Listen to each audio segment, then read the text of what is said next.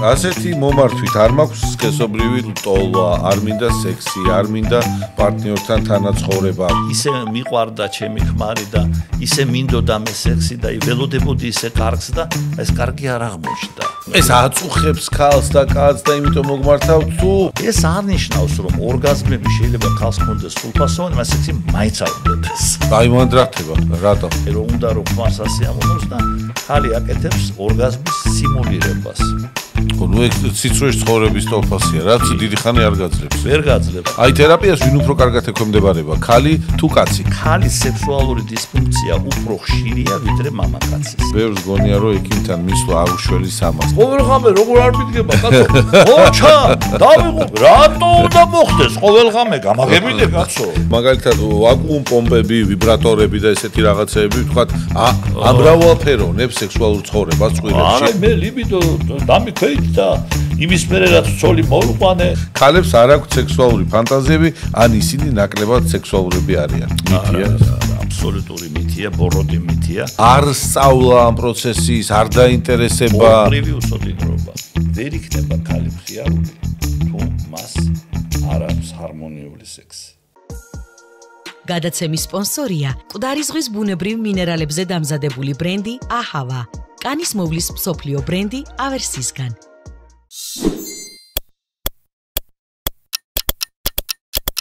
მორიგი პოდკასტით გიბრუნდებით. აუცილებლად გამოიწერეთ ჩვენი არხი, იმიტომ რომ ჩვენ უფრო გავძლიერეთ და მეტი საინტერესო ინფორმაცია და კარგი ეპიზოდები შემოგთავაზოთ. მოიწონეთ ეს არხი, სანამ მოიწონებთ არხს და ეძებთ იმას, სად დააჭიროთ თითი, მე წარვადგენ ჩვენ პარტნიორს, გადაცემის სპონსორს, ეს არის აჰავა, მკვდარი ზღვის უნიკალური მინერალებით გაჯერებული კანის მოვლის საშუალებები ისრაელიდან. აჰავას თითოეული პროდუქტი გაჯერებულია 20-ზე მეტი უნიკალური მინერალით, რაც უზრუნველყოფს კანისა და თმის განსაკუთრებულ სიჯანსაღესა და მოვლას. დავამატებ იმასაც, რომ ეს ბრენდი მოწონებული და რეკომენდებულია დერმატოლოგების მიერ. არ არის უხერხული ხმამაღლა ისაუბრო იმაზე, რაც შენს ჯანმრთელობაზე მოქმედებს და ერთ-ერთი ასეთი არის ჩვენი სქესობრივი ჯანმრთელობა, ასე ვთქვათ, ხო? სქესობრივი ჯანმრთელობა თითქოს ტაბუდადებული თემა იყო ჩვენს ქვეყანაში და კვლავაც რჩება რაღაცა ესეთი შეფარვითი საუბრების თემა, ამაზე ბევრს არ უყვარს ლაპარაკი, რაღაც თავის განცდებში იხარშებიან სამწუხაროდ, თუმცა ნელ-ნელა მაინც ცნობიერება მატულობს, უბრალოდ ყავს ადამიანი, რომელიც წლებია ამ თემას ემსახურება. ექიმი, სექსოლოგი, სწორედ რომ სექსოლოგი ძალიან მნიშვნელოვანია, მედიცინის დოქტორი, პროფესორი ბატონი ზურაბ მარშანია, ჩემი უფროსი მეგობარი და კოლეგა. დიდი ხანია მე ბატონ ზურას ვაკვირდები ჩემს კარიერაში თანამდებად, ძალიან პოპულარული ადამიანი ხართ. კი ბატონო და მადლობა რომ გვესტუმრეთ. ბატონი ზურაბი არის საქართველოს სექსოლოგთა საზოგადოების პრეზიდენტი, მრავალი სამეცნიერო ნაშრომის ავტორი და ადამიანი, რომელიც ცდილობს სექსუალობაზე საუბარი ჩვენს კულტურაში ნორმალური ჯანსაღი და რაც თავარია სასარგებლო გახადოს და ეს ძალიან მისასალმებელია. ბატონ ზურაბ, დღეს თქვენთან ერთად ვესწრებით გავურკვევთ რა გავლენა აქვს სექს ჩვენ ფიზიკურ თუ ფსიქიკურ ჯანმრთელობაზე. თქვენ გითქვამთ ადრე, როგორც ვიცი, რომ ჰარმონიული სექსი ეს არის ის რის გარეშეც ადამიანი ბოროტდება და ვერ არის ბედნიერი. მოდი ჩაურმავდეთ ამ თემას, რა კავშირშია ჯანსაღი სექსი ბედნიერების შეგრძნებებთან. უპირველეს ყოვლისა, კოტე, მადლობა მოწვევისათვის, ჩემთვის პატივია ამ პოდკასტში მონაწილეობა. რითაც ძალიან საინტერესო და კარგი საქმე კეთდება. რაც შეეხება თქვენ კითხვას, ჩემ პროფესიაში, ჩემ პაციენტებში, რომელიც ბევრი მყავს ძალიან და მოდიან, არ იკლებს სხვათა შორის რაოდენობა პაციენტების, ვისაც აქვს ეს პრობლემები. კარგი მოზრდილი ნაწილი ეს არის ცოლქმრული პარტნიორული წყვილები, რომელთაც აქვთ დისჰარმონია. დისჰარმონია თავისთავად ნიშნავს უკვე პრობლემას სერიოზულს, დიაგნოზიც კი არის გარკვეულად.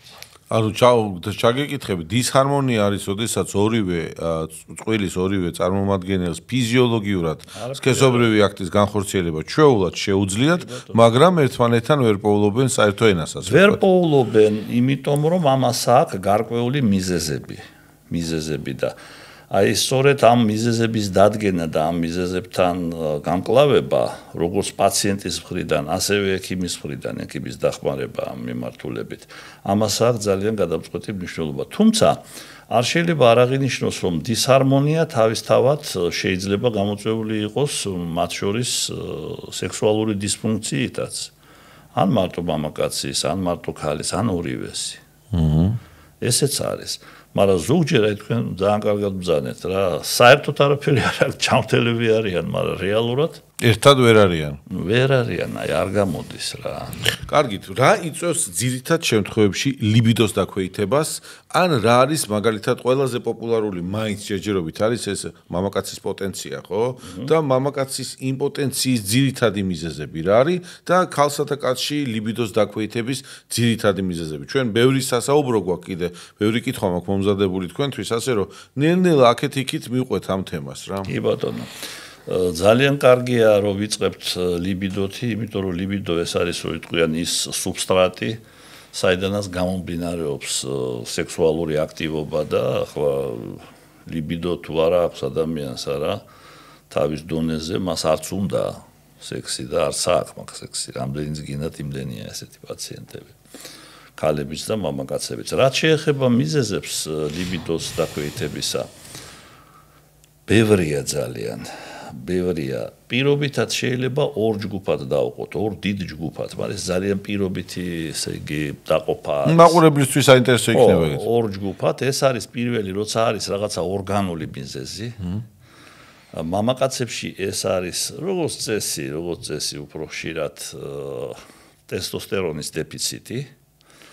ანუ ესე იგი რა ყველაზე ხშირი არის მამაკაცის ხნოვანების სინდრომი, ესე იგი რაც დაკავშირებული არის უკვე ასაკთან, ესე იგი ფიზიოლოგიურ კლებასთან და მაგრამ შეიძლება იყოს განპირობებული ტესტოსტერონის კლება კონკრეტული დაავადებითაც, რასაც ჰიპოგონადიზმი ეწოდება, ხო? დიახ. რომელსაც ბევრი მიზეზები აქვს, მაგრამ ასე თუ ისე საფუძველი ამ მოვლენისა არის სათესლი ჯირკვლების არასათანადო ფუნქციონირება აქტიურად. ეს ერთი, მეორე, ესე იგი, ორგანული მიზეზი, რომელიც სხვათა შორის უნივერსალურია ქალისთვისაც და მამაკაცებისთვისაც. ეს რა არის? რაც საინტერესოა რა. ჰიპერპროლაქტინემია. ჰიპერპროლაქტინემია, რა თქმა უნდა, არანაირ, ასე ვთქვათ, შედარება არ შეიძლება სიხშირის მიხედვით. ახლა არ არის ისეთი ხშირი, როგორც მაგალითად ანდროგენო დეფიციტი მამაკაცებში, ტესტოსტერონის ნაკლებობა.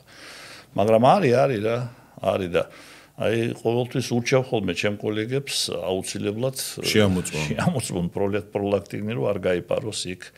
და ეს ისე ფარულად შეიძლება მიდიოდეს, რომ საერთოდ მიზეზი გამოწვევი პროლაქტინის მატების არ არსებობდეს. ხალხებით ესენციალური ხილული მიზეზი არ არსებობს. პროლაქტინომა მაგალითად ანუ სიმსივნე ჰიპოფიზის ეს სხვა ამბავია და მაშინ უკვე ოპერაციულ მკურნალობას დგება საკითხი და არის როცა თავისთავად ესენციალურად უცნობი მიზეზებით პროლაქტინის დონე იწევს და პროლაქტინის დონის აწევა განსხვავებით ტესტოსტერონისა, ტესტოსტერონის დაწევა არ ვარ მამაკაცებში. პროლაქტინის აწევა არ ვარ, პირიქით არის რა.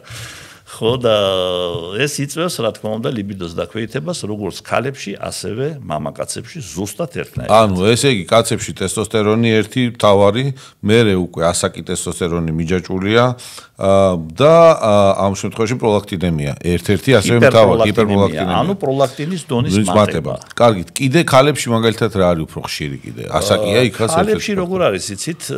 ქალებშიც და მამაკაცებშიც სხვათა შორის ლიბიდოს დაქვეითების მიზეზი არ არის სავალდებულო რომ იყოს რაღაც ორგანული, ანუ ბიოგენოს უძახიან, ინგლისურად ბიოგენიკს უძახიან. ჩვენ უფრო ხმარობთ ორგანული მიზეზები. ორგანული არის ეს როგორც როცა ეხლა შევეხეთ ჩვენ. შეიძლება იყოს ფსიქოგენურიც წამყვანი და აი ფსიქოგენური ამ შემთხვევაში უფრო რაოდენობა, რა თქმა უნდა და სიხშირე მეტი არის ქალებში. იმიტომ რომ საერთოდ საზოგადოდ რო შევეხოთ ქალის სექსუალურ დისფუნქციებს ქალისა და მამაკაცის სექსუალური დისფუნქციები ეტიოპათოგენეზის, ასე ვთქვათ, გამოკუთხით არის სარკისებურად განსხვავებული ერთმანეთისგან. აი სარკისებურად დღე და ღამე. თუ მამაკაცებში 85-90%-ში, 85 ვთქვათ ესე, მიზეზი ერექციის დარღვევისა, მაგალითად რა, ერექციული დისფუნქციისა და ლიბიდოს დაქვეითებისაც მათ შორის, სექსუალური დისფუნქციის მიზეზი არის ორგანული. ქალებში ფსიქოგენური. ქალებში ფსიქოგენური. ქალებში 90-95%-ში არის ფსიქოგენური. ასე რომ ამ შემთხვევაში რა თქმა უნდა ფსიქოგენური მიზეზი საკმაოდ ხშირია, მამაკაცებშიც არ არის იშვიათი. სტრესების ფონზე ამ გიჟური ტრავმა, ესე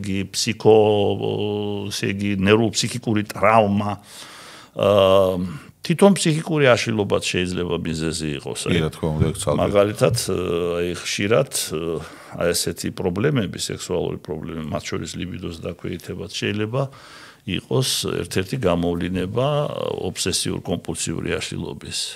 ან მაგ დროს მიმდინარე მედიკამენტური მკურნალობისაც ასევე ხო? შესაძლოა, ცოტა ნაკლებად, მაგრამ შესაძლოა. რა თქმა უნდა, ესე იგი ფსიქოტროპული პრეპარატები, პირველ რიგში რა თქმა უნდა, მძიმე პრეპარატები. გარკვეული რისკის შემცველი არის ლიბიდოს დაქვეითებასთან დაკავშირებით და ეს უწერია კიდევაც მან, მაგრამ სხვა რამეს არ აქცევენ ყურადღებას პაციენტები, როცა კითხულობენ, რომ აი ლიბიდოს აქვეითებს ეს და წაიკითხე რამდენად ხშირად. ხო, და ესე ნებისმიერ წამალი რაღაცას იშვიათად ხშირად არ ხდება ესა და პირველ რიგში ეს ეხება სეროტონინის უკუმულაციების ინჰიბიტორებს, რომელიც ყველაზე მეტად გამოიყენება, ასე ვთქვათ, აი სხვადასხვა ფსიქიატრიული აშლილობების არა ფსიქოზური რეგისტრის აშლილობების დროს, ნევროზების დროს. ნაკლებად არის მაგალითად ტიპი სეროტონინის უკუმულაციების ინჰიბიტორისა, რომელიც საერთოდ არ მოქმედებს ლიბიდოზე. საერთოდ. და არის ზოგიერთი, რომელიც პირიქით. ნუ მანდაც ხო გასაგებია, მანდაც სწორი შერჩევა და სწორი პროფესიული მიდგომაა საჭირო. პირიქით აძლიერებს და ლიბიდოს. მათ შორის ლიბიდოსაც ვიყენებთ ხოლმე სექსუალური დისფუნქციის მკურნალობის დროს, როცა რა თქმა უნდა ფსიქოგენური არის მეტწილად. აქვე ვკითხავთ თქვენს პაციენტები ახსენეთ, ზეგან ახლა ახსენეთ, რომ ვიყენებთ მკურნალობის დროს და ისიც ვიცი, რომ პაციენტები ბევრი ყავს და სად მოდიან ეს პაციენტები, ბარემ უთხრათ ჩვენ მაყურებელს რა, სად მოვთონ, სად მოგძებრონ. ეხლა ვარ ერთ ადგილზე ვარ, ყოველთვის იქა ვარ. სამუშაო საათებში რა თქმა უნდა, აი ყველაზე ხშირი კითხვა იცით რა არის ჩემი პაციენტებისგან, როცა გვიკავშირდებიან ჩვენ, ჩემ კოლ-ცენტრს უკავშირდებიან. კოლ-ცენტრის ტელეფონისაც ვისარგებლებ. მე მაქვს თქვენი ბარათი და შემთხვევით და გავკითხა მაყურებელს სიამოვნებით, მაქვს ამის საშუალება. 599-64-11-87 და თქვენთან უკვე ჩაწერაზე ამ ნომერზე შეიძლება მოგკითხოთ. თავისუფლად შეიძლება ესე იგი დაიხსომეთ, აი გამოიყენეთ ეს შანსი, მე არ გავმაზე ხა ეს შანსი. ბატონ ზურასთან თუ გნებავ ჩაწერა, ვისაც გაქვთ ეს პრობლემა, ღმერთმა ხელი მოგიმართოთ და მიმართეთ პროფესიონალს 599-11-87. გარდა მაგისა, მინდა ჩვენს მაყურებლებს უთხრა, რომ არის საიტი, რომელიც საკმაოდ ისეთი კარგი საიტი, ეხლახან გავაკეთეთ ეს საიტი. ეგ დაიწერება ეხა ქვევით უკვე. გავყვეთ ეხა თემას. რა ტენდენციებია დღეს მსოფლიოში და საქართველოში მათ შორის? ბოლო 10 წლეულები მაგალითად თქვა, ბოლო 20-30 წელი, როცა ძალიან გამძაფრდა ფსიქოემოციური სტრესების არსებობა, ხო? ეკოლოგია დაბინძურდა, ყოველდღიური ცხოვრება დამძიმდა. კი, ძალიან დამძიმდა. სამწუხაროდ, ყველგან დამძიმდა და ჩვენ არა ვართ გამონაკლისები. აისახა თუ არა ეს კონკრეტულად წყვილებს შორის ურთიერთობის პრობლემატიკაში, იმ წყვილებს შორის ვსაუბრობ, ვინც თქვენ მოგმართავთ. სამწუხაროდ აისახა და ძალიან მძიმედ. ესე იგი, მე შემიძლია სამწუხაროდ, ესე იგი, ჩვენ არა გვაქვს საშუალება საქართველოში, იმიტომ კი არა, რომ ჩვენ ეს არ გვინდა, ჩვენ არ ვიცით, არა ვართ გამკეთებლები, ვართ გამკეთებლები, ვიცით კიდევაც, ცოდნე ხალხიც არის.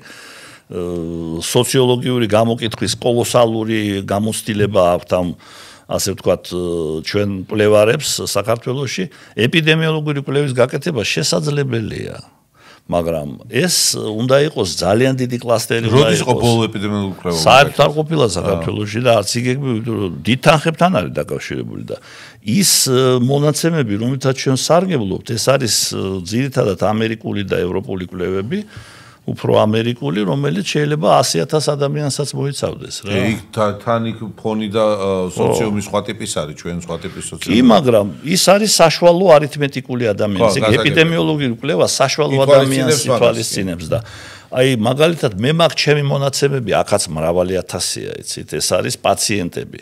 ეს არის კლინიკური მონაცემები. თქვენ ემსახურებთ ამ სფეროს დაახლოებით 1998 წლიდან. ძალიან დიდი პერიოდი, ძალიან დიდი. მე უკვე მაშინ ეს პერიოდი სექსი რო არ იყო საბჭოთა კავშირში. სექსი кай ხანი არ იყო, кай ხანი არ იყო.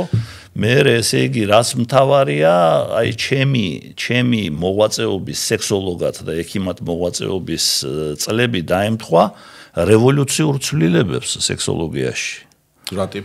რა ტიპის და მკურნალობაში რევოლუციური ცვლილებები მოხდა. პირველი რევოლუციური ცვლილება 70-იანი წლების ბოლო, ეს არის სექს-თერაპია, მასტერსის და ჯონსონის, ნოვატორები ეგენი არიან, მასტერსი და ჯონსონი. და მერე უკვე 90-იანი წლების მიწურულს სილდენაფილი. ეგ რა არის? ვიაგრას უძახიან რა. გასაგებია. პირველი იყო ვიაგრა. მედიკამენტის ფორმულა. ამ სილდენაფილის ასე ვთქვათ მექანიზმის შესწავლაში სამმა ამერიკელმა მეცნიერმა 1998 წელს ორი კიდე ცოცხალია, ერთი გარდაიცვალა სამწუხაროდ ფერჯგოთი. მიიღეს ნობელის პრემია 951 სერიოზული პრობლემას გადაჭრაში მეეღვარ. ღირსები არიან, ღირსები. და ეს რევოლუციური ნაბის იყო, იცით, რევოლუციური და ეს მომესწრო მე იმ პერიოდშიც მუშაობდი, როცა არც სექს-თერაპია არსებობდა და არც მედიკამენტი ისეთ მედიკამენტებს ვნიშნავდით სასაცილოა, მაგრამ დარჩა ზოგიერთი, რომელსაც დღესაც ვიყენებთ. 80-იან წლებში კი ამართლებს. არის მედიკამენტები, რომელიც უძლებენ გამოცდას დროით. კარგი, ასეთი მომართვით არ მაქვს სქესობრივი ლტოლვა, არ მინდა სექსი, არ მინდა პარტნიორთან თანაცხოვრება. ქალი უფრო ხშირად მოდის თუ მამაკაცი? სამწუხაროდ ქალში უფრო ხშირია ესა. იმიტომ რომ მიზეზი საერთოდ აი ამ სექსის ანტიპათიას უძახიან, მაგრამ სექსისადმი ანტიპათია. ეს ცოტა განსხვავებულია ვიდრე ლიბიდოს დაქვეითება, თუმცა ორივე ერთად ხშირად არის. ესე იგი antipathicity of the sex ეს არის შესული არის უკვე თანამედროვე. ეს აწუხებს ქალს და კაცს და იმიტომ მოგმართავთ თუ იცის რომ ეს პრობლემაა და მაგიტომ შეიძლება აქვს ეს პრობლემა და სულ აწუხებს რა თქმა უნდა. მან ხო იცის რომ მას უნდა უნდოდეს და არ უნდა. სამწუხაროდ უფრო ხშირად არის ქალი და ეხლა როდესაც ჩვენ ამ ასე ვთქვათ პათოლოგიაზე ვლაპარაკობთ რა ამ შემთხვევაში მიზეზი მხოლოდ და მხოლოდ მნიშვნელოვანწილად, მეტწილად არის ფსიქოგენური და ეს დაკავშირებული არის რამდენიმე ფაქტორთან და მთავარი მათ შორის არის მაინც ესე იგი ფრუსტრაცია, სექსისადმი ფრუსტრაცია, იმედგაცრუება იმისაგან რომ სექსი არ არის ისეთი ხარისხის როგორც უნდა იყოს. შესაბამისად ჩვენ გადავდივართ უკვე სხვა სიბრტყეში. აი ეს სექსის ასე ვთქვათ უარყოფა ხო? ანტიპათია სექსისა უკვე გამომდინარეობს ლოგიკურად რომ ვიმსჯელოთ და კლინიკურადაც ასეა გამომდინარეობს სექსის ხარისხის ასე ვთქვათ ცუდი ხარისხის სექსისაგან და ეს რა თქმა უნდა არის ორგაზმის მიღწევის შეუძლებლობა ანუ ანორგაზმი მან უკვე პრობლემა და აი აქ არის ის რომ მოხდა და უკვე წლების განმავლობაში რომ დაგროვდა აი ტიპიური აი ყოველდღიურად მყავს მე ქალი პაციენტები რომელიც ერთი და იგივეს მეუბნებიან ზუსტად ერთი და იგივეს მსგავსი სიმპტომები აი მე ძირითადად იცით ხო ეს დამახასიათებელი უფრო ისეთი ქალბატონებისათვის რომელიც ადრე დაოჯახდნენ და ცოტა ახალგაზრდა ასაკში დაიწყეს სქესობრივი ცხოვრება ადრეული ქორწინების პრობლემასთან არის ეს გარკვეულწილად დაკავშირებული ხო და აი ისე მიყვარდა ჩემი ქმარი და ისე მინდოდა მე სექსი და ველოდებოდი ისე კარგს და ეს კარგი არ აღმოჩნდა და რატო არ აღმოჩნდა ეს უცოდინრობა ორმხრივი უცოდინრობა არ სწავლა ამ პროცესის არ დაინტერესება ორმხრივი უცოდინრობა იმიტომ რომ უფრო ხშირად შეიძლება დაუშვათ ქმარს ქონდა ნაადრევი ეკულაცია ქმარი არ აწარმოებდა დაუშვათ წინასასიყვარულო პრელუდიის დროს ცოლის აღზრდებას ქალი როგორც წესი გვიანი გზნება მამაკაცი შედარებით ადრე ჭირდება მომზადება აი ეს რა თქმა უნდა სქესობრივი განათლების დაბალი დონის მაჩვენებელია და გარდა მაგისა კიდევ რა არის იცით არის ესეთი მოვლენა ძალიან ხშირად გავრცელებული რომ აი ეს სიყვარული და აი რომ უნდა რომ ქმარს ასიამოვნოს და ქალი აკეთებს ორგაზმის სიმულირებას ნუ ეგ ციცრუეს ცხოვრების ტოლფასია, რაც დიდი ხანი არ გაძლებს. ვერ გაძლებს და მე ამით იღლება და აი შედეგსაც ვიღებთ უკვე აღარ მინდაო რა. აღარ მინდაო. თუმცა ეს არ ნიშნავს, რომ ორგაზმები შეიძლება ხალხს კონდეს სრულფასოვანი, მას სექსი მაინც არ უნდადეს. აი მანდრახტება, რატო? პარტნიორი ეხლა ცოტა ძნელი გასარკვევია. შეიძლება არ უყვარს ის ადამიანი, ხო? ან რაღაცა ეგეთი. არა, ფლათესი არ არის. ეს დაკავშირებულია ძალიან რთულ, ასე ვთქვათ, ფსიქიკურ პროცესებთანაც და ფსიქოლოგიურ პროცესებთანაც. თქვენ მარტო მკურნალობთ თუ იხმართ ხოლმე ფსიქოთერაპიას თქვათ ამატებით თუ და რაღაც გუნდში ვიღაც ჩართულობა გჭირდებათ ხშირად? ეხლა ესე იგი მე გეტყვით ერთ რაღაცას. საერთოდ სექსოლოგია არის ინტერდისციპლინარული დარგი. გეთახმებით. სექსოლოგიას ძალიან მჭიდრო ურთიერთობა აქვს და მოიცავს ძალიან ბევრ სხვათა შორის, ესე იგი, მომიჯნავე დისციპლინას, მომიჯნავე საექიმო დარგებს, როგორიც არის გინეკოლოგია, უროლოგია, ფსიქიატრია, ენდოკრინოლოგია, ანგიოლოგია. რაც შეეხება ფსიქოლოგიას, ფსიქოლოგია მედიცინის ნაწილი არ არის. მაგრამ ფსიქოლოგიური ფსიქოთერაპიული, ახლა მე მინდა გავმიჯნო, იცით, საქართველოში ეს მაგარი კაი თემაა ეგ, ხო რა, ვერ არჩევენ, ფსიქოლოგი გონიათ ექიმი და ზოგიერთი ფსიქოლოგი სხვათა იბრალებს კიდევაც ამას. სისხლის საბათის დადაშაულს ჩადის, წამლებს სუდის და არ შეიძლება, არ აქვს უფლებას, ლიცენზია არ აქვს. ხო და ახლა საქმე რაშია, იცით, ფსიქოლოგის მოვალეობა მკურნალობა არ არის. კურნალობა ჯერ კიდე ჰიპოკრატის დროიდან და მანამდე, არა? ექიმის პრეროგატივაა და ექიმის უფლებაა. შეიძლება პრივილეგიაც იყოს, მაგრამ უფრო მეტი პასუხისმგებლობაა ვიდრე პრივილეგია, მე რომ მკითხო. და შესაბამისად, ესე იგი, ფსიქოლოგია ამ შემთხვევაში მნიშვნელოვან როლს თამაშობს პირველ რიგში დიაგნოსტიკის თვალსაზრისით, იმიტომ რომ აი თქვენ ბრძანეთ გუნდი, რა თქმა უნდა მე გუნდი მყავს. ჩემთან, ასე ვთქვათ, ჩემ დაწესებულებაში არის ფსიქოდიაგნოსტიკის კაბინეტი, რომელიც მრავალი წელია უკვე მუშაობს და უკვე თითქმის არ ვიცი, რამდენი 1000 კვლევები გვაქვს ჩატარებული. რა კაია. და შესაბამისად, ეს ხო ჩვენ ხო ვიცით, ესე იგი, ფსიქიკური მდგენელი რამდენად მნიშვნელოვანია ქალისა და მამაკაცის სექსუალური დისფუნქციებში, დიაგნოსტიკასა და მკურნალობისთვის. აი ფსიქოთერაპია ძალიან მნიშვნელოვანი ინსტრუმენტია. ჩვენ გვაქვს უამრავი პუბლიკაცია. ჩემს მონოგრაფიაშიც არის ეს საკითხი საკმაოდ კარგად გაშლილი ქართულად და ინგლისურად მაქვს დაწერილი 2 დიდი წიგნი. ხო და ეს ყველაფერი, რა თქმა უნდა, გუნდია. აი იქ მუშაობენ კლინიკური ფსიქოლოგები ჩემთან. გარდა მაგისა, რა თქმა უნდა, მე მყავს თანამშრომლები, მე მყავს გინეკოლოგი, მე მყავს ფსიქიატრი. დიდი გუნდი. ეს არის მნიშვნელოვანი. მე მყავს კარდიოლოგი, ახლა სად კარდიოლოგი და სად სექსოლოგი. აი ისეთი არადაპირ კავშირში ისე მიყვას ხოლმე რომ მეკითხება პაციენტი ბატონო ზურაბ გული წელს ზეით არის და ეს კიდე ოხერი წელს ქვით არის და რა შუაშია მეოთხე შვილო შუაში კი არა თავშია მეთქი რა ნუ რა ვიცი ეხლა ნუ არ უკვე გონი მილიონზე ავიდა პუბლიკაციები და კვლევები რამდენიც ჩატარდა გულსისძახთა სისტემასა და ერექციულ დისფუნქციას შორის კავშირზე ხო და საქმე უკვე იქამდე მივიდა რომ უკვე ფაქტია დადგენილია რომ ერექციული დისფუნქცია არის გულსისძახთა დაავადების და მათ შორის მძიმე დაავადების იმპაქტის პრედიქტორი. ვა. და მაუწყებელია რა. და პირიქით, ხო, და გულსისძახთას იმის პრობლემები არის ერექციული დისფუნქციის პრედიქტორი. ესე იგი გამოდის რომ ბიძაშვილებია, არა, ღვიძლიზმებია. ძალიან ახლოთ. ხო და ასე რომ თავშია. კარგია. ამიტომაც კარდიოლოგი ძალიან მნიშვნელოვან როლს თამაშობს. გარდა იმისა, რომ კარდიოლოგი კიდე აუცილებელია იმისათვის, რომ ნუ ახლა დღეს ჩვენ 21 საუკუნეში ვართ, უკვე გვაქვს პრეპარატები, რომელიც ძალიან ძლიერ მოქმედია და თითქმის ნუ დიდ პროცენტში 90%-ამდე შედეგებს ვიღებთ ჩვენ მარტო კონსერვატიული პირველი ხაზის თერაპიით. აი თერაპიას ვინ უფრო კარგად ექვემდებარება, ქალი თუ კაცი? აი სწრაფ შედეგს ადებს კაცი. კაცი. ქალთან უფრო ბევრი მუშაობა. ქალთან აი მე თუ ვილაპარაკებ, ქალთან უფრო მძიმე სურათია რა, მაგრამ არა უიმედო. ეგ კარგია ქალთან.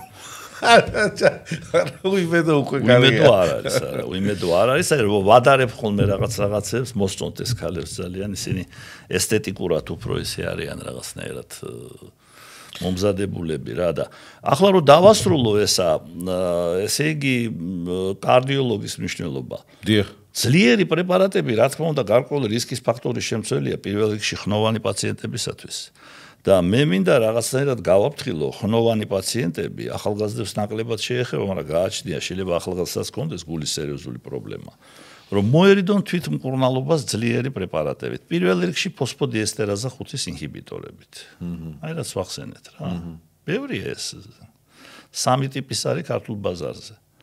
გადასარევია 3-ვე, მაგრამ უნდა დანიშნოს ექიმმა. კი, და ჩვენებები უნდა იყოს განსაზღვრული. მე არ ვნიშნავ ფოსფოდიესტერაზა 5-ის ინჰიბიტორს, აი სილდენაფილს, ტადალაფილს, ვარდენაფილი გვაქვს კიდე ჩვენ შემოვიდა ამ ბოლო დროს. არც ერთს არ ვნიშნავ კარდიოლოგის კონსულტაციის გარეშე. და ჩემი კარდიოლოგი ცოტა ისეთი საინტერესო კარდიოლოგია, სექსოლოგია ვასწავლე. გადმოერთო თქვენ. კითხვა რო აღიძრა, სანამ დაიწყებოდა ჩვენი საუბარი, კითხვა რო აღიძრა, აი არ არისო სერტიფიცირებული. ვინ მუშაობს ამ სფეროში? ხო და რა ვქნა, ახლა სექსოლოგებს ვერ ვასწავლი, იმიტომ რომ არ არსებობს სექსოლოგია ჩვენმა სამინისტრომ, გააუქმა ეგა და ესე იგი, ვასწავლი კარდიოლოგს, ვასწავლი გინეკოლოგს, ვასწავლი ფსიქიატრს. დავალე ტოვებ თქვენ კვალს ამ სფეროში, ეს ამუშავანია. აუცილებლად და, ნუ, რო იტყვიან, ტყვილად ხომ მაინც არ ჩაივლის ეს განწირული სულის კვეთება, დაგზაოვალი ჩემო მერა. შენგან თელილი ბეროდჩო მაინც დარჩება. კარგია. დღესდღეობით რომელი სექსუალური დისფუნქცია უფრო ჭარბობს ქალებში და რომელი მამაკაცებში? მოდი ეპიდემიოლოგური მონაცემებზე ვილაპარაკოთ კლინიკურზე, ცოტა სხვა სურათია რა და მე შეგვიძლია გავჩერდეთ ჩემ მასალაზე, კლინიკური მასალა ძალიან დიდი მაქვს. ესე იგი, ეპიდემიოლოგური კვლევა უფრო რელევანტურია, რა თქმა უნდა, ეს აჩვენებს საერთოდ მთლიანად ადამიანის პოპულაციაში, რომელი უფრო ხშირია. დავიწყებ იმითი, რომ ქალის სექსუალური დისფუნქცია უფრო ხშირია ვიდრე მამაკაცის. პირობითად ჩვენ პროცენტულად თუ დავანაწილებთ მაგას, 55%-ია დაავადებიანობა სექსუალური დისფუნქციებით სხვადასხვით, რა თქმა უნდა, ქალების და 45% მამაკაცების. როგორც ხედავთ, ქალები ჭარბობს. რაც შეეხება კონკრეტულ ნოზოლოგიურ ერთეულს, მამაკაცებში, რა თქმა უნდა, ლიდერია ერექციული დისფუნქცია. ნუ რომელშიც მიზეზი ყველაზე ხშირი ეს არის. ქალებში ყველაზე ხშირი არის ლიბიდოს დაქვეითება. ეპიდემიოლოგიური მონაცემებით, კი ბატონო. კარგით, მოდით ახლა მივიდეთ იქამდე, რასაც ქვია უკვე ეს სქესობრივი დისფუნქციის მქონე პაციენტებში, მკურნალობის მეთოდები, ხო? წეგან ახსენეთ თქვენ დაიხვეწა ბევრი რამ, თუმცა ძველი მედიკამენტებიდან ბევრი რამ ასევე შემორჩა, ხო? არ მიყვარს ეს სიტყვა რევოლუცია, ძალიან არ მიყვარს. ძიმე სიტყვა. ევოლუციის მომხრე ვარ ყოველთვის, მაგრამ ამ შემთხვევაში პოზიტიური გაგებით, რევოლუციური, ესე იგი, გარღვევა. რევოლუციური ხასიათის გარღვევა, რომელმაც მნიშვნელოვნად, ესე ვთქვათ, ასწია, ესე იგი, განკურნების პროცენტი. მე რა მინდა იცი მივიტანო მაყურებელთა ბატონო ზურაბ, რომ ბევრს გონია, რომ ექიმთან მისვლა არ უშველის ამას. აი ესე ნიჰილისტური რაღაც იმედგაცრუებული, ანუ აი იმასაც ესე ქონდა გამიგია, ესე ვინ რა ექიმი მიშველის, აუ ეს რა პრობლემა. ამ დროს ეს ძალიან დიდი მაჩვენებლით გამოსავალი არსებობს და შეიძლება წვილი ადვილი როცა და ხო ადვილი. მოდი აი მაგიტომ მინდა ეს ავხსნათ უფრო. აი მე ახლა მაინც შევეხები ორი სიტყვით ვიტყვი ახლა ესე იგი არ მინდა ახლა ესე ძალიან ღრმად შევიდე, გაგრძელდება საუბარი, მაგრამ მთლიანობაში უნდა ვთქვა მაგალითად აი ყველაზე ხშირი მამაკაცის სექსუალური დისფუნქცია ერექციის დარღვევა. ყველაზე მწვავეც არის ესა, ყველაზე დრამატიულიც არის, აი როგორც თქვენ ბრძანებთ, აი სასოწარკვეთა შეადგენს ადამიანს და რწმენას უკარგავს, რომ აი მე მაინც არაფერი არ მეშველებოდა, აი მარტო მე მაქვს ეს და სხვას არავის არ აქვს და ამ დროს ესე იგი სხვადასხვა ასაკის მამაკაცებში ისევ ეპიდემიოლოგიური მონაცემებით ერექციული დისფუნქცია 55%-ს აქვს. სოფლიოს მამაკაცებში. კარგი რა. ესე იგი ბევრს აქვს რა, სხვადასხვა ასაკზე. 55% ნახევარზე მეც. ნახევარზე. ესე იგი როგორც ხანს შესული, ესე ახალგაზრდები ერთად რო ავიღოთ. 55%. მასაჩუსეტსის კვლევას უძახიან მაგას, არის რაღაც 100,000-ზე თუ 200,000-ზე გაკეთებული. ხო და რაც შეეხება მკურნალობას ერექციული დისფუნქციისა, უნდა ვთქვათ, რომ არის 3 ხაზის თერაპია. ძალიან მიყვარს რა, მე საერთოდ მიყვარს ძალიან ისტორია და განსაკუთრებით სამხედრო ისტორია მიყვარს. ბევრი რამე განვითარდა სამხედრო ისტორია მიყვარს ძალიან და როგორც სამხედრო საქმეში არის პირველი ხაზის თავდაცვა. მაკუთხით. თავდაცვითი ზღუდები პირველი ხაზი, მეორე ხაზი, მესამე ხაზი, ხო? ეშელონირებული, ნუ ზურგი ეს ლოგისტიკა. ესე იგი პირველი ხაზის თერაპია ეს არის კონსერვატიული თერაპია. სადაც განსაზღვრელ როლს თამაშობს ფოსფოდიესტერაზა 5-ის ინჰიბიტორების გამოყენება, რომელიც 80, 85 და 90%-ში ხანდახან აგვარებს პრობლემას. თუ არის პრობლემები, ესე იგი უშედეგოა პირველი ხაზის თერაპია, გადავდივართ მეორე ხაზის თერაპიაზე, ეს არის ინიექციური თერაპია. ვაზოაქტიური პრეპარატების, ესე იგი სისხლძარღვების გამაგანიერებელი პრეპარატების შეყვანა უშუალოდ ასოში, ასოს კავერნოზულ ქსოვილში. ოღონდ ახაც თვითმკურნალობა დაუშვებელია. ესეც რევოლუციური იყო სხვათა შორის. ამასაც მოვესწარი მე. ეხლა კვალზალაშია ეს ყველაფერი. კი, 1995 წელს მოხდა ეს რევოლუცია. ეს სამი რევოლუცია იყო: სექს თერაპია, ინტრაკავერნოზული, ესე იგი ინიექციები და ბოლო რევოლუცია იყო, ესე იგი სილდენაფილი. ფოსფოდიესტერაზა 5-ის ინჰიბიტორები. 1995 წელს თუ არ ვცდები გაკეთდა, არა, მანამდე 1979 წელს გაკეთდა პირველი ინტრაკავერნოზული ინიექცია პაპავერიდ და გააკეთა ფრანგმა ექიმმა რონალდ ვირაგმა. რომელთან გაცნობა და ერთად სუფრაზე ჯდომის პატივი მერგო მე. სად მოახერხეთ? ნიცაში 5 წლის წინ. ეხლა 5 წლის წინ? ეხლა 5 წლის წინ. ცოცხალი იყო 90 წლის იყო. და ეს პაპავერინის ინიექცია დღემდე გამოიყენება ეს? გამოიყენება, ოღონდ უფრო სხვა ნივთიერებებს გამოიყენებენ. ესეც უნდა აღნიშნო თვითმკურნალობა დაუშვებელია.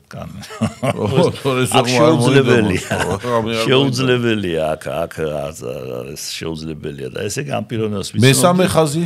მესამე ხაზის თერაპია ეს არის ქირურგიული მკურნალობა, როცა პირველი ორი არ შველის, მესამე ეს არის პროტეზირება, მხოლოდ პროტეზირება.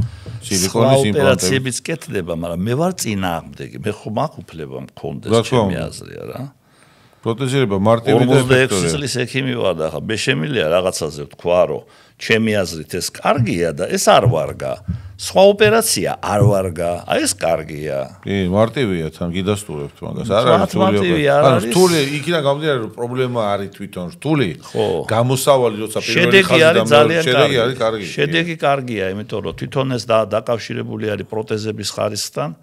პროტეზების ორი ტიპი არსებობს პროტეზი ნახევრად ხისტი, შედარებით იაფია და არსებობს პროტეზი უფრო ძვირი, რა თქმა უნდა, ჰიდრავლიკური პროტეზი, რომელიც როგორ მუშაობს, იცით?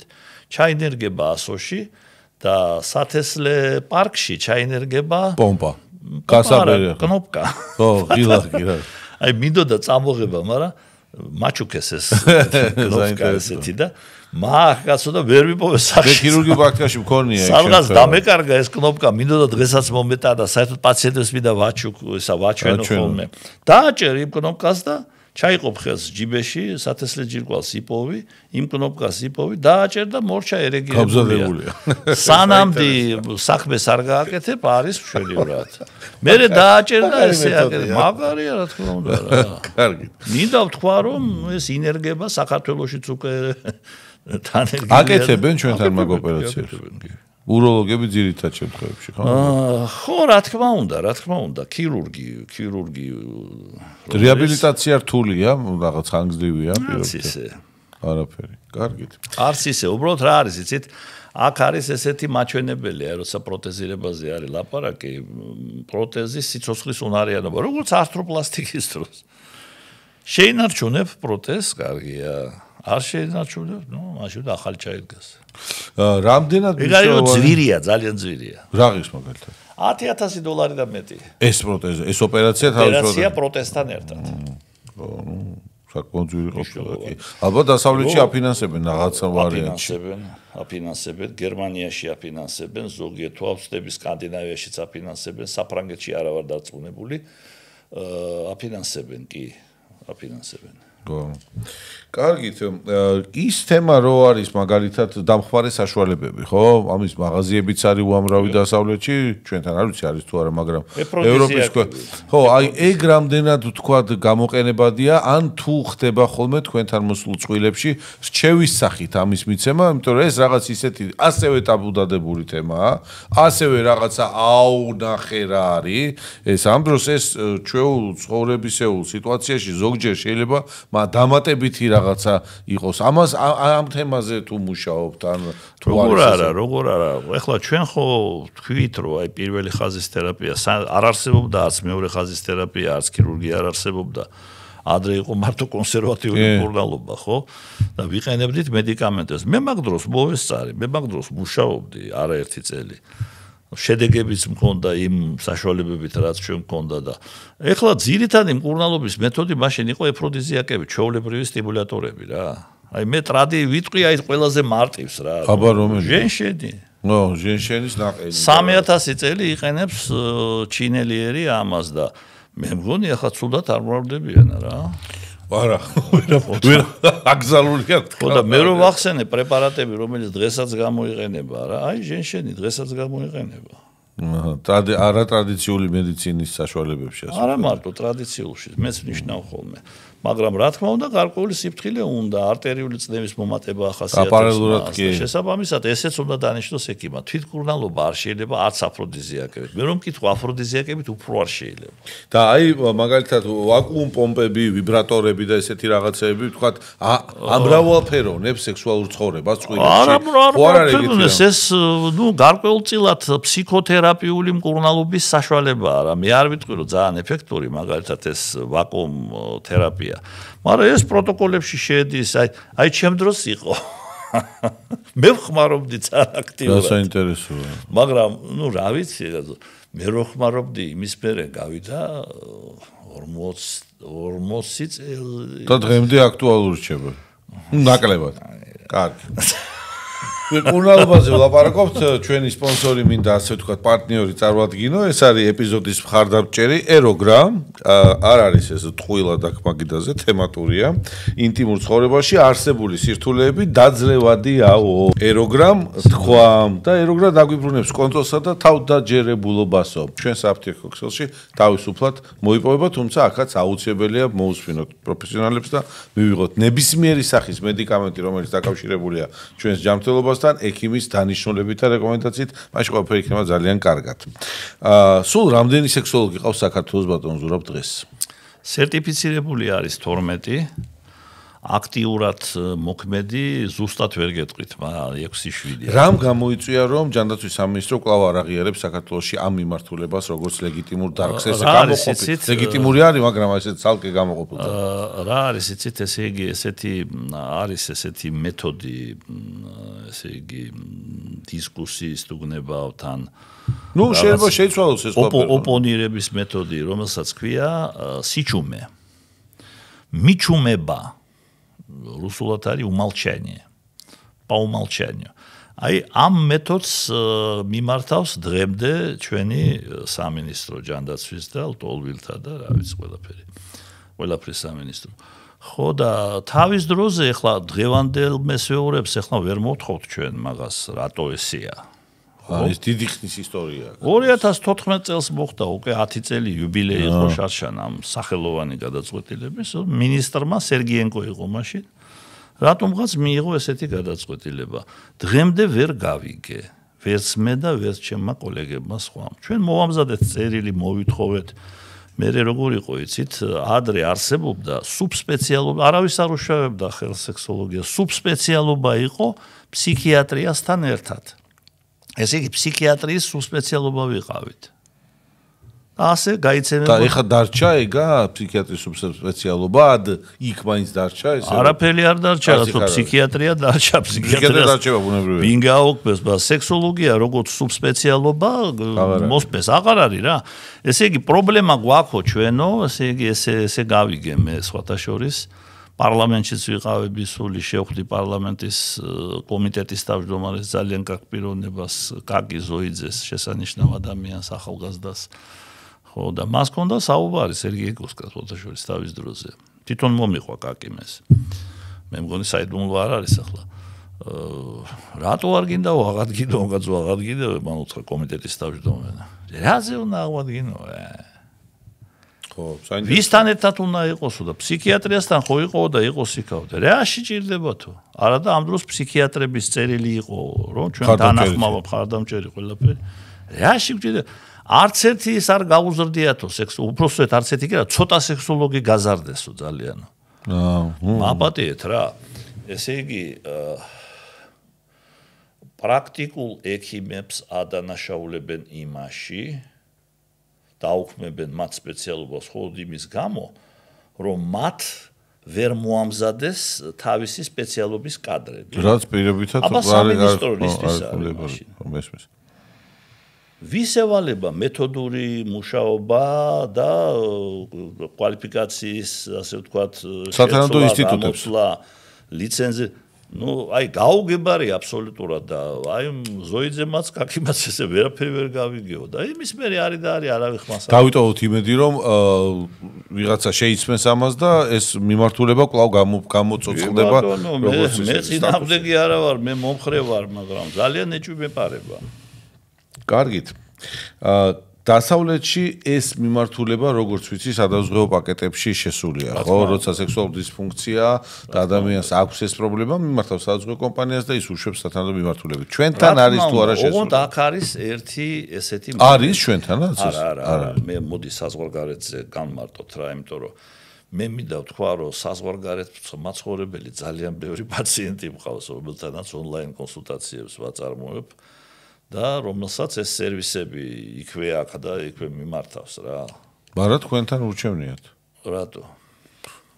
გენდობიან. აი ცხოვრებისგან არა, ხო? და საქმე რაშია? ეს პაკეტი, რომელიც აზღვევს იმას, მხოლოდ და მხოლოდ აზღვევს, ესე იგი, ან ოჯახის ექიმის, ან უროლოგის დონეზე, მაგალითად, ერექციული დისფუნქცია. ჩვენთან. იქ. სექსოლოგია არა, სექსოლოგია იქ კერძოა. ხო, პრიორიტეტი. რა ავიღოთ ამერიკის შეერთებული შტატები, ამერიკის შეერთებულ შტატებში ჩემი კოლეგა სექსოლოგი იქ ფსიქოსექსოლოგებს უძახიან მაგათ რა. რა მნიშვნელობა აქვს რა. ესე იგი, ჩემნაირი პროფესორი სიტყვაზე არა, 1 საათიან კონსულტაციაში იღებს $500. 500 მინიმუმ, 500-600 შეიძლება მეტიც. კაია. ემას რა თქმა უნდა ვერანაირ დაზღვევა ვერ დააფინანსებს, ადამიანი ხდის თავის ჯიბიდან. მაგრამ პირველ ეტაპზე, სანამ ვთქვათ შემდგომ ის ფინანსირდება. კარგი, განათლებასაც შეეხება. ფინანსირდება მათ შორის ფოსფოდიესტერაზა 5-ის ინჰიბიტორების გამოწერა, ჩვენთან თუ სილდენაფილის რეცეპტის გარეშეა, ხო, იქ ექიმის გარეშე არა. შეუძლია სილდენაფილის გამოწერა უროლოგს, რა თქმა უნდა, და ოჯახის ექიმსაც გამოუწერია რა. მექანიზმი გავიგე. მაგრამ ახლა ხარისხი თვითონ მაგათი მე რატომ მომართავეთ მაშინ? პასუხი ვიცით. კარგით. რაც შეეხება სქესობრივ განათლებას, ეს თემა დიდი ხანია, ასე ვთქვათ, გამოკიდებულია ჰაერში, არ ვიცი ახლა მე სკოლებში და საშუალო განათლების სისტემაში რამდენად არის დანერგილი, რა აზრის არის ბატონი ზურაბი ამ მიმართულებით. რამდენად მნიშვნელოვანია თვლით თქვენ მშობლების ჩართულობას ამ კუთხით, როდესაც ვთქვათ სკოლაში არ არის სათანადო განათლება, არც რაღაცა საწყის ეტაპზე არ არის, არც მინიშნებით არ არის, არათუ პირდაპირ დაუშვათ, ხო? აი მშობელმა რა უნდა ქნას თქვენი აზრით? როგორ უნდა ასწავლოს ბავშვს ეს ყველაფერი? უნდა მიაწოდოს. ძალიან მნიშვნელოვანი კითხვა, აკოტე, მინდა მადლობა გადაგიხადოთ ამ კითხვისათვის. და მანამდე მინდა ძალიან, ასე ვთქვათ, მოკლედ, ძალიან ასე ვთქვათ, ისე როიტყვიან გადარბენით შევეხო ერთ საკითხს. სქესობრივი ჯანმრთელობა პირდაპირ კორელაციაში არის, უпростоეთ სქესობრივი განათლების დონე კორელაციაში არის სექსუალური დისფუნქციების დაავადებიანობასთან. ჩვენ თუ გვინდა პროფილაქტიკა და პროფილაქტიკა ყოველთვის უკეთესია მკურნალობა. პრევენციული მედიცინა დღეს პირველ ადგილზეა. პრევენცია მკურნალობას ყოველთვის ჯობია. ესე იგი, ეს არის მხოლოდ და მხოლოდ სექსუალური, ანუ სქესობრივი განათლების დონის ამაღლება. ბევრმა ქვეყანამ იმდენად მაღალ დონეს მიაღწია, ახლა ვინ იქნება ლიდერი, ხო იცით, გერმანია, რა თქმა უნდა. კულტურული ხალხია მაგიმართულებით.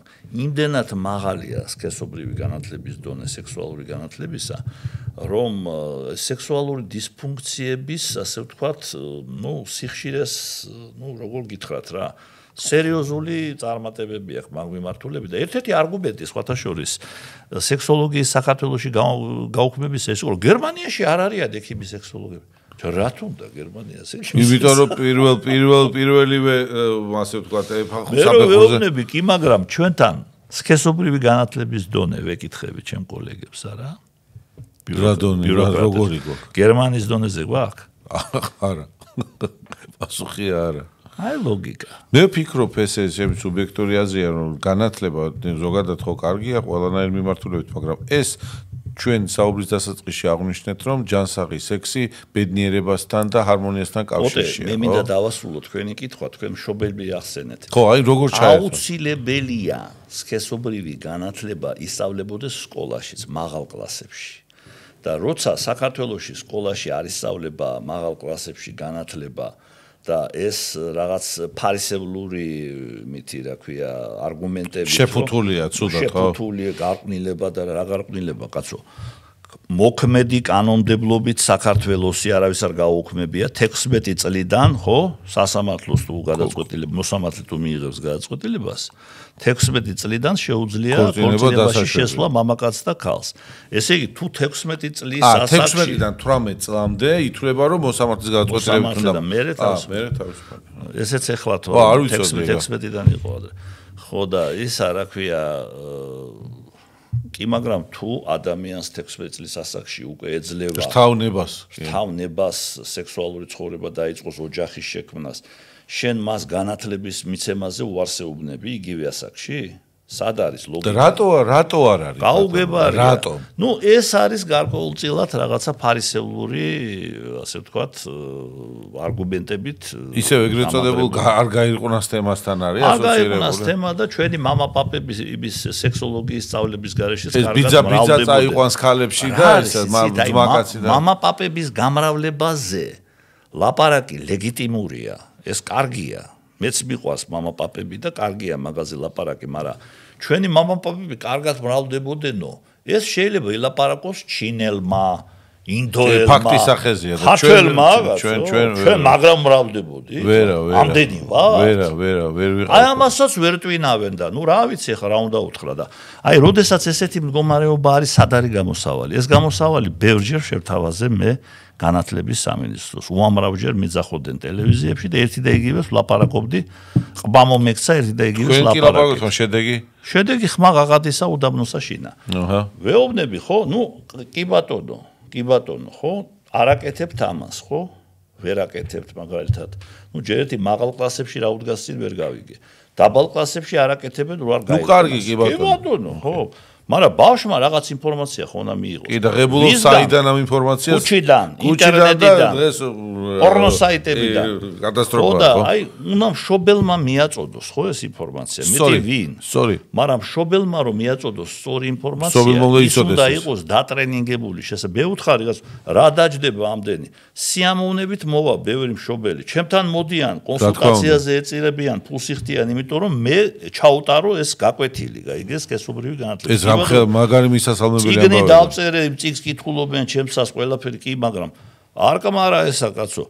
გააკეთე იგივე სკოლაში მოიყვანე ეს მშობლები, დედამამა აუხსენი, როგორ ელაპარაკოს, როგორ აუხსნას და. შეიძლება ყველა არ მოვიდეს, მაგრამ ვინც მოვა იმისთვის ხო საქმე. გააკეთოს ადამიანმა, რომელიც არის კვალიფიცირებული, ხო? ხო, მარტო ჩემზე ხო არ ვიძახი, მაგრამ არიან კიდე სხვა ექიმებიც, ვისაც შეუძლია ამის გაკეთება. ექიმმა გააკეთოს რა. და ერთი წიგნის დაწერა ერთმა კაცმა შეძელით ამ ხელა ინფორმაციის დაწვა. კი ბატონო, არის ეს წიგნი და დაედო ნაგერდა რა ქვია. პროტოკოლის სახით. იმან ტრენერმაც და წაიკითხონ რა. და ილაპარაკონ და შეკითხვები იქნება და ეთქვიან, აი ეს ესე უნდა უთხრა. ხო? კი, არის კულტურალური სპეციფიკა ჩვენ ქვეყანას აქვს თავისთავად ისე როგორც ნებისმიერ ქვეყანას მithumetes განვითარების ამ ეტაპზე, მაგრამ ამ კულტურალობას რო თავი დავანებოთ და ჩვენ ტრადიციებს და ადათ-წესებს და ამ ისტორიულ რაღაცას, ხო არსებობს წარმატებული ქვეყნების მაგალითები, ნიმუშები, რომლის მოგონება არ არის საჭირო. შეიძლება მორგება ჩვენ ქვეყანაზე რო უფრო რბილად იქნას მიტანილი საზოგადოებასთან და ეს ყველაფერი სწორად მოგცემ შედეგებს. ძალიან დიდი მადლობა ამ თემას რომ შევეხეთ. აქვე სარეკლამო ჩართვას გავაკეთებ თქვენის ნებართვით. პოდკასტის სპონსორია აჰავა. აჰავა ეს არის მკვდარი ზღვის უნიკალური მინერალებით გაჯერებული კანის მოვლის საშუალებები ისრაელიდან. აი აქ გვაქვს ეს აჰავა, სხვა შორის მეც რაღაცებს მივეპარე ნენელა ამ სარეკლამო კამპანიის პირობებში.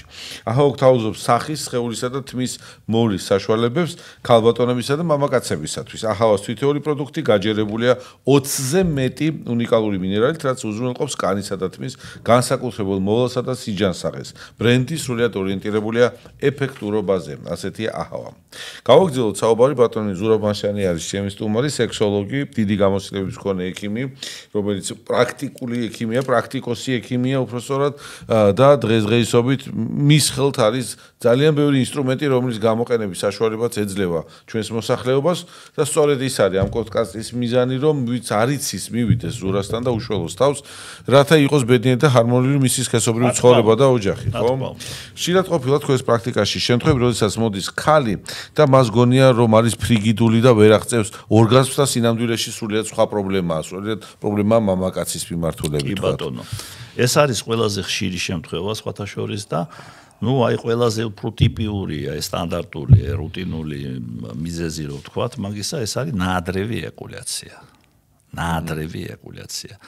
როდესაც მამაკაცი, ესე იგი, ანთხევს სპერმას ძალიან მალე.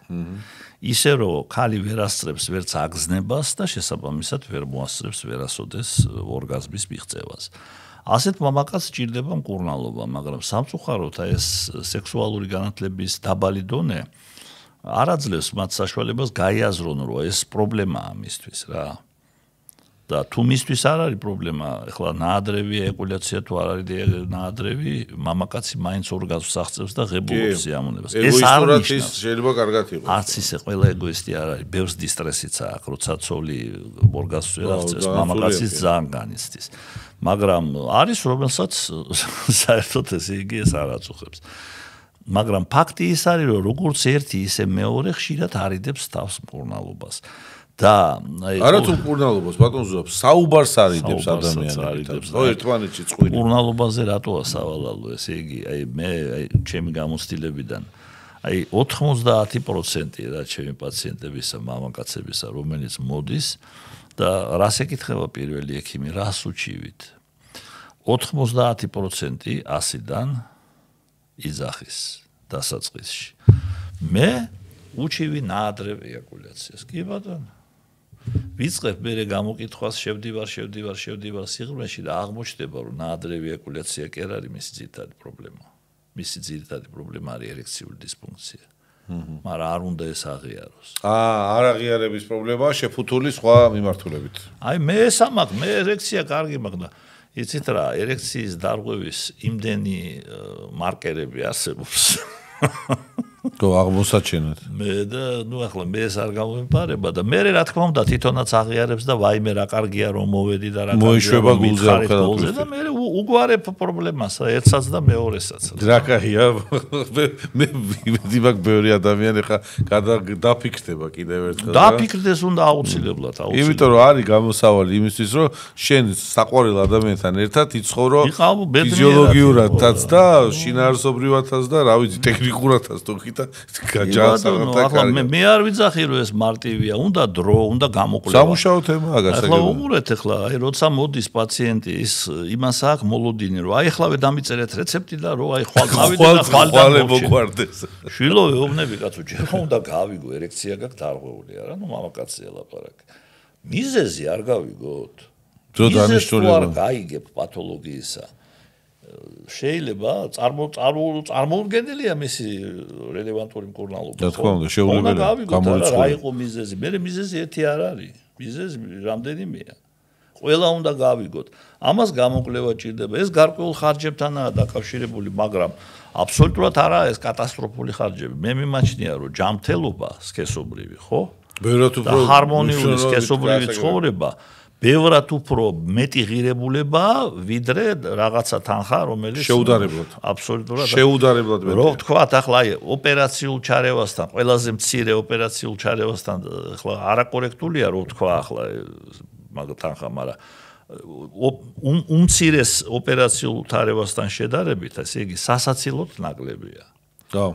რა თქმა მე არ ვიძახი რომ ეს ადვილია ხო ადამიანი გააჩნია რადევს სასწავლებლის სპინებზე დიდი შემოსავალი და რაღაცა რა მაგრამ ხანდახან შემოსავალი ვისაც აქვს ის უფრო უფრთხილ შემოსავალი როცა არ აქვს ადამიანს ხო იქ შინაგანად თუ შფოთში ცხოვრობს და ცუდად არის და გლახად არის და იქ პირად ურთიერთობაში კონფლიქტი და უბედურება აქვს იმას თუ არ მიხედა იმას შემოსავალიც არ ექნება მე ხო ის უფრო ხელგაშლილია თავის ჯანმრთელობასთან შედარებით ზოგჯერ ვიდრე როცა ძალიან მდიდარი ადამიანი ძალიან მდიდარი ადამიანისგან ძალიან მდიდარი არაერთი ადამიანისგან გამიგონია რა ესეთი ბატონო ზურაბ მოდი რა იაფიანი წამლები გამომიწერე რა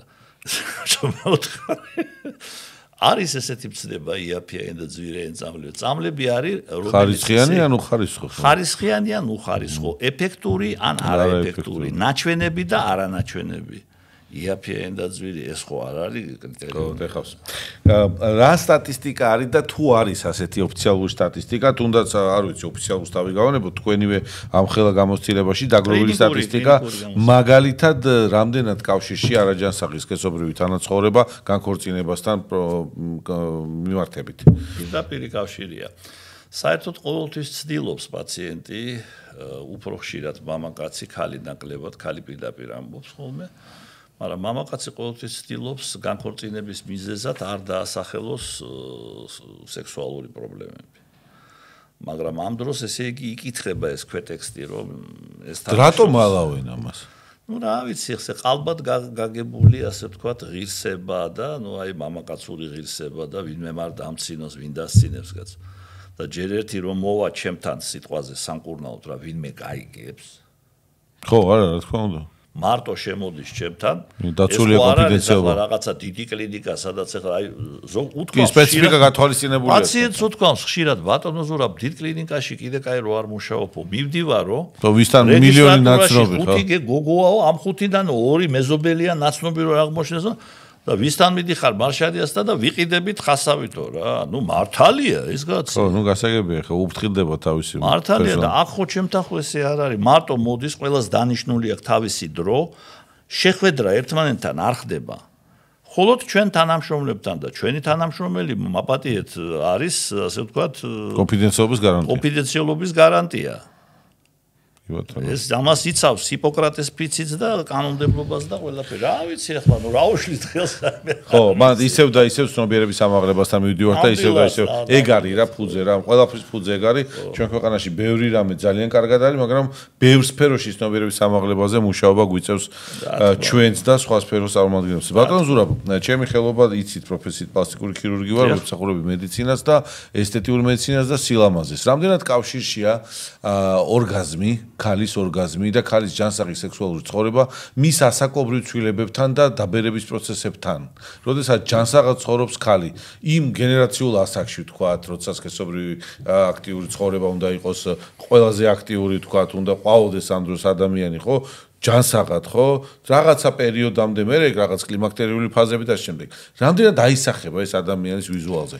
მან ხო მთელი ჰორმონალური მთელი რაღაცა, არ ვიცი ეხლა რა არის იცი მე აი სოკრატესეულ მეთოდს მოვიმარჯვებ კითხვაზე კითხვით პასუხი აი რომელი ქალია უფრო ლამაზი მოწყენილი თუ მხიარული რა თქმა უნდა მხიარული ვერ იქნება ქალი მხიარული თუ მას არ აქვს ჰარმონიული სექსი შესაბამისად ესე იგი სილამაზესთან არის დაკავშირებული და რა თქმა უნდა ჯანმრთელობასთანაც რომ მოვეშვათ იმას ესეთ ფენომენს როგორიც არის პრეკლიმაქტერული სინდრომი, კლიმაქტერული სინდრომი. რაც გარდაუვალია.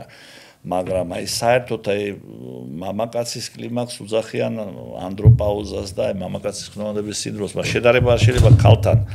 მე მახსოვს ჩემი ფსიქიატრიის მასწავლებლები, ძველი ფსიქიატრები, დიდი ფსიქიატრები, რომელიც სამწუხაროდ ღმერთმა გაანათლოს მაგათი სულები მიხსნიდნენ. აი იცითო ბავშვები ნუ სტუდენტი ვიყავი მეოთხე კურსის სამედიცინო ინსტიტუტის ბავშვებო იცით თქვენო კლიმაქსი რატო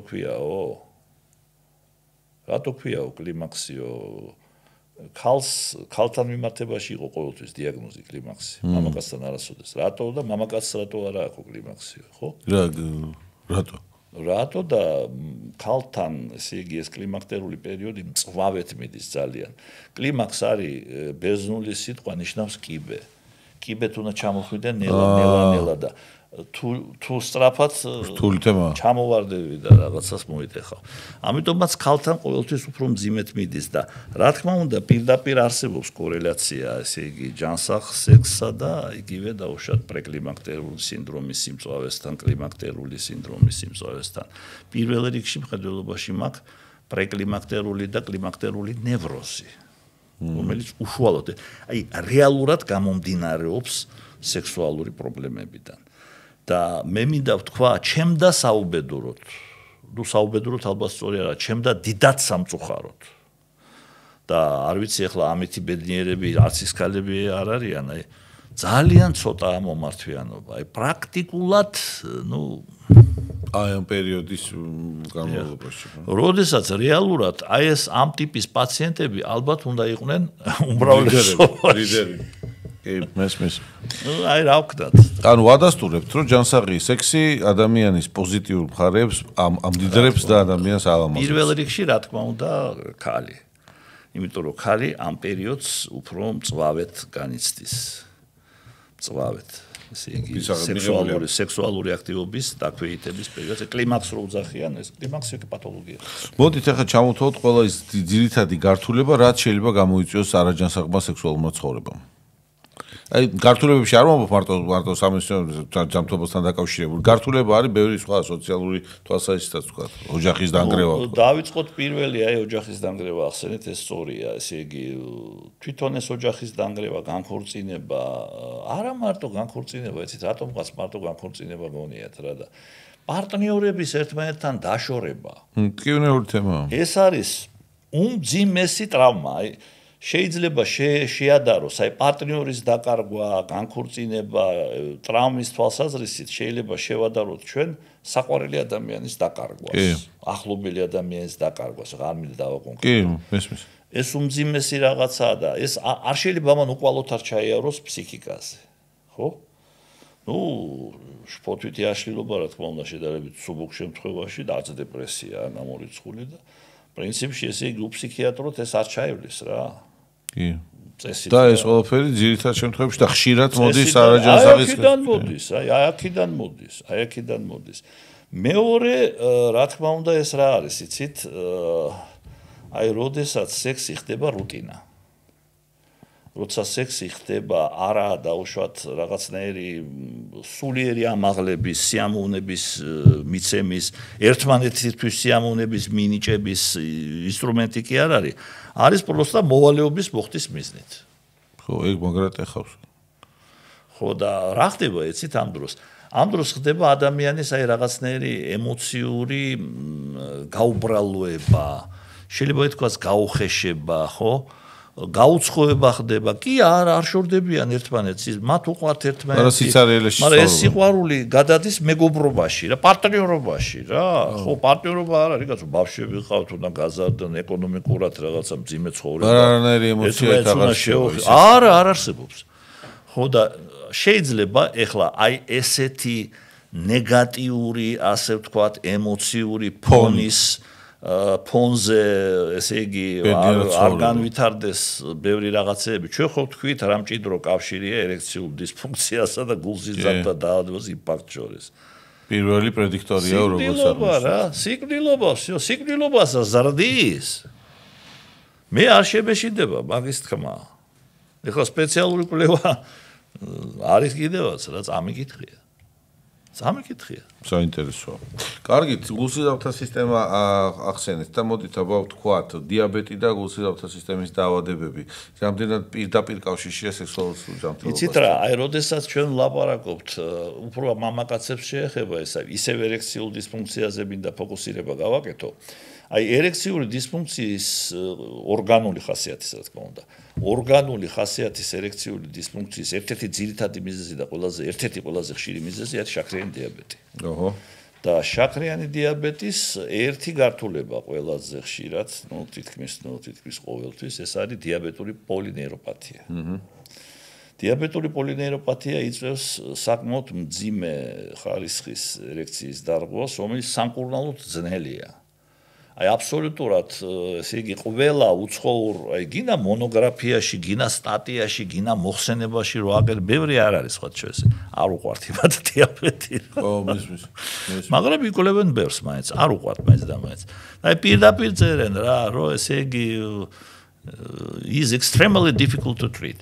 ესე იგი განსაკუთრებით რთული სამკურნალოდ რა და შესაბამისად შედეგებიც ბევრი კარგი არ არის.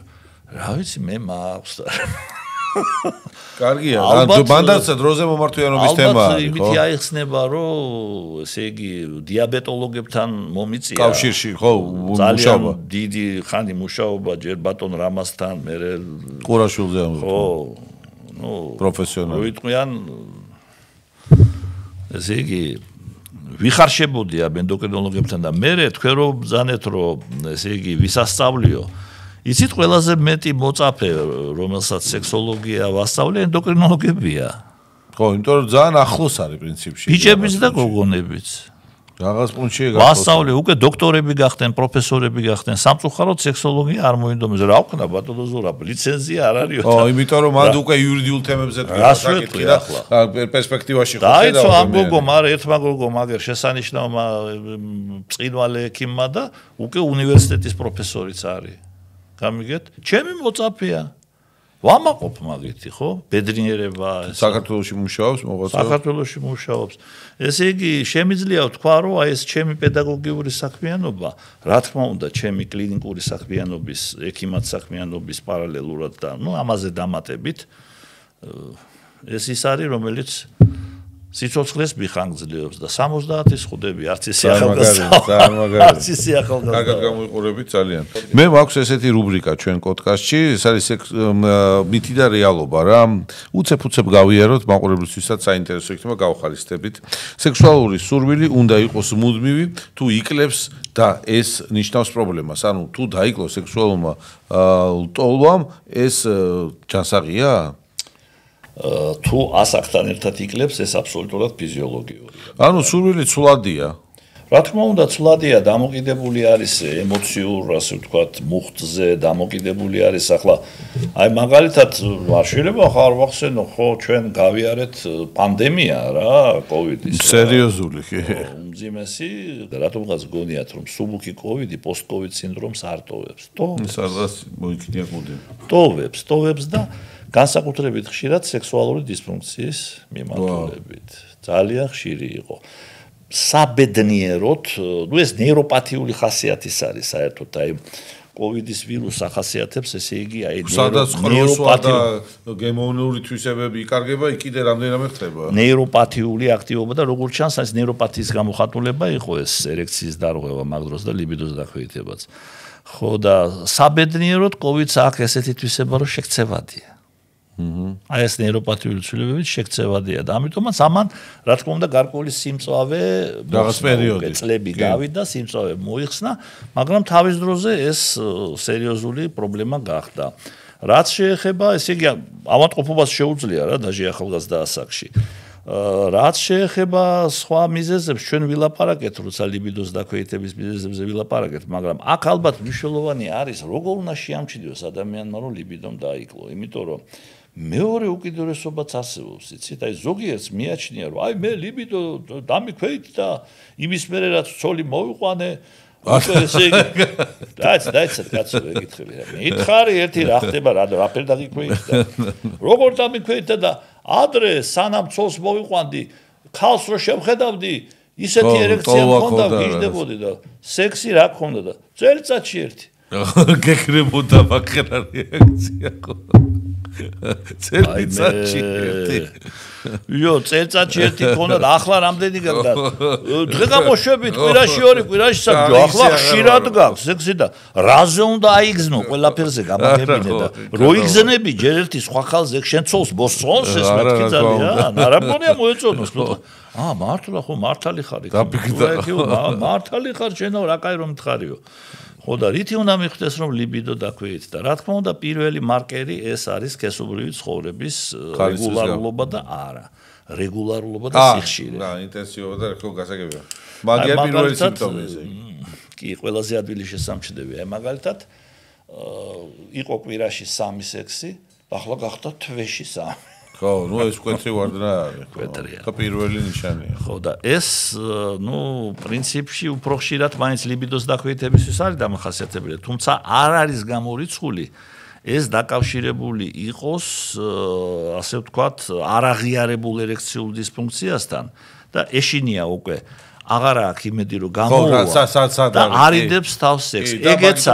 ეგეც არის და რა თქმა უნდა, ესე იგი ლიბიდოს დაქვეითების კარგი, ესე იგი მარკერი, ნუ ამას ექიმები სარგებლობენ ზედმეტად, ღამის ერექციები და სიხშირე მათი და ინტენსივობა.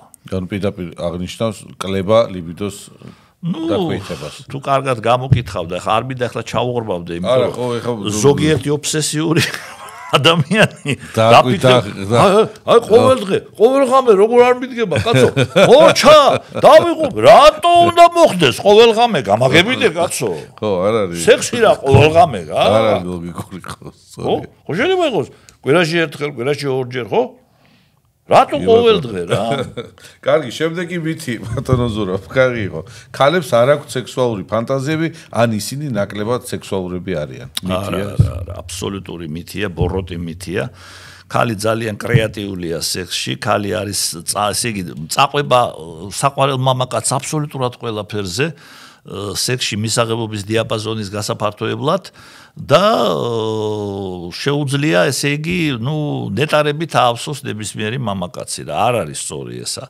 უბრალოდ აქ რა არის იცით აქ უკვე ისევ კულტუროლოგიურ ფენომენთან მოვლენასთან აგვაქვს საქმე რაღაცა შეიძლება რაღაცა არ შეიძლება სისხლი არ შეიძლება ხო ნუ არ მინდა ახლა ეს შევეხო გავიგეთ კარგი მოკლედ ეგ მითია ცალსახად თანხდები მითია ძალიან ცუდი ძალიან მითია სექსუალური გამოცდილება თავისთავად უნდა მოვიდეს სწავლა ზედმეტია არ არის სწორი მითია რა უნდა მითია სწავლა არის ძალიან მნიშვნელოვანი მაშინ რა გამოდის მაშინ სკოლაც არ გვიდა უნივერსიტეტიც არ გვიდა თავისთავად ცხოვრება გვასწავლის ხო მამაპაპები ხო უნივერსიტეტში ასწავლობდნენ ჩვენი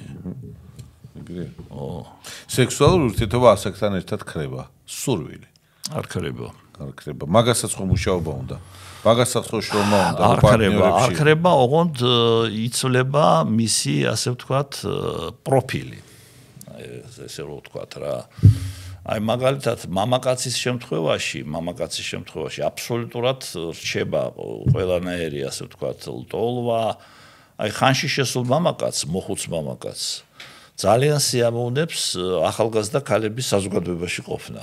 ნუ იქ თავს რეალიზებულად მათთან საუბარი, მათთან ესე იგი ლაპარაკი და რაღაცა ეს ხო მაგის მაჩვენებელია. ქალს არა. მოხუც ქალს ახალგაზრდა მამაკაცებთან ყოფნა. სხვა ინტერესებია. ცოტა სხვა ინტერესებია. ხო და ასე რომ მე ვიტყოდი ესე რომ აი ისევ წელს ქვეით და წელს ზეით თემატიკაზე ვიტყოდი ცოტა იუმორისტულად. მოხუცებულ ასაკში უკვე ეს ყველაფერი წელს ზეით გადადის. თვალებში გადადის და მამაკაცს თვალითაც შეუძლია სეულის მიღება. ძალიან კარგი. იმიტომ რომ ლამაზი ქალის ყურებას რა ჯობია. რა თქმა უნდა, გეთახოვით. ვითომეტეს კარგად თავისით ხნოვან მამაკაცებს ახალგაზრდა გოგოებთან საუბარიც კი უხერხა. რატო უხარია მაგიტო ხო? თვალს ჩაკეთვალად. კარგი. ძალიან დიდი მადლობა, საინტერესო იყო. Როგორც ყოველთვის თქვენთან საუბარი, თქვენი მოსმენაც საინტერესოა, თქვენთან საუბარიც საინტერესოა და თემა, რომელსაც დღეს ჩვენს ეპიზოდში შევეხეთ, სექსუალური სქესობრივი ცხოვრება, ჯანსაღი სქესობრივი ცხოვრება, ეს არის მნიშვნელოვანი და ერთ-ერთი საწყისი და ფუძე არის ჯანსაღი ოჯახის. და მხოლოდ ინტიმის თემა არ არის სექსოლოგია, სექსოლოგია არის ჩვენი ცხოვრების ერთ-ერთი შემადგენელი ნაწილი, როგორც კვება, როგორც ჯანსაღი ცხოვრება, ესეც არის ჯანსაღი ცხოვრების შემადგენელი და ძალიან მნიშვნელოვანი ნაწილი ბატონო ზურაბ ძალიან დიდი მადლობა.